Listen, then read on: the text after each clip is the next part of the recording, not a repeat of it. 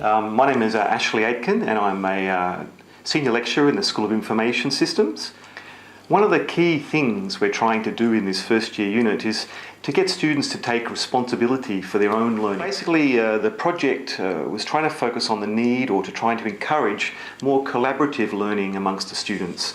That is, the students not depending upon the academic staff for their learning, but looking to their peers and groups. So collaborative learning. We also wanted to focus on student engagement with the learning material. The project we've undertaken is a collaborative learning project. As I mentioned, trying to get the students to work together.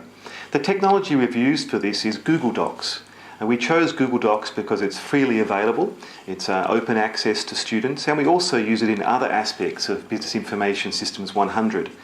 Google Docs allows collaborative authoring of documents, a bit like a wiki, but even more important than a wiki, students can edit the same document all at the same time.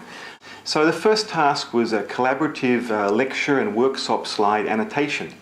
The idea here was that students, while in the lecture, would go to an online copy of the lecture slides in Google Docs, and they could type in notes in the speaker's notes, just as they would type in or write notes on the slides.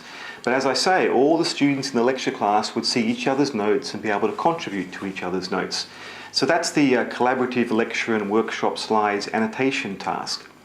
The second task in this project was getting the students to summarise each of the learning units, which are basically the topics in the course. Well, the first thing we did, we had a page for each of the tasks on BIS 100 Blackboard.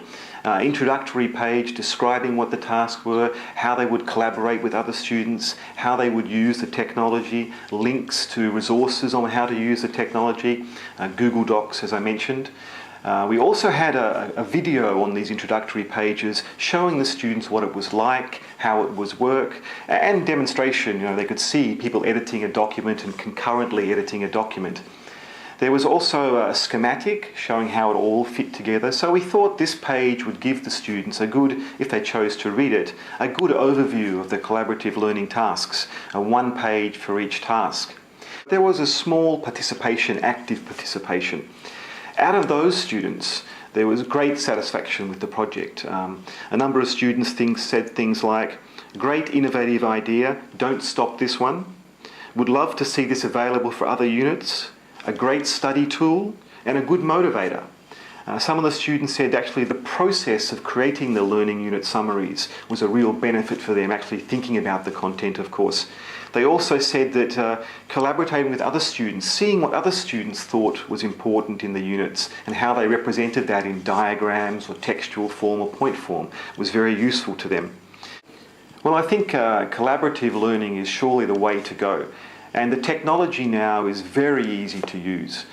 Google Docs, the collaborative authoring tool for documents, as I mentioned, is freely available, it's openly available, it's very easy to use. There's no necessity to set up accounts for all the students. All you do is share a link with the students, and anyone who has the link can edit that document.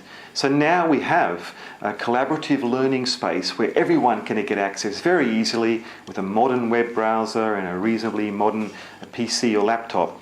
So there's no reason for students not to use these collaborative learning technologies. Curtin has also now deployed Microsoft Office 365, which provides very similar features to Google Docs. So students have access to this directly now. They use Microsoft Live 365 for their email, and the Microsoft Office 365 is just another part of that package. So all these collaborative authoring features are directly available to students. It's not hard to use, it's just like using a traditional word processor. In some ways it's simpler because the features in these word processors are not as full-featured as the traditional Microsoft Word.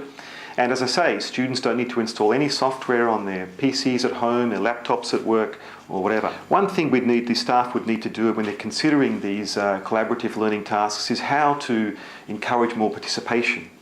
Of course, we can encourage students, but students are often driven by marks or driven by seeing that it aligns directly with the learning outcomes. So very important to show the students that this contributes to their learning, it aligns with the learning outcomes, and maybe throw in some marks there for extra incentives to encourage participation.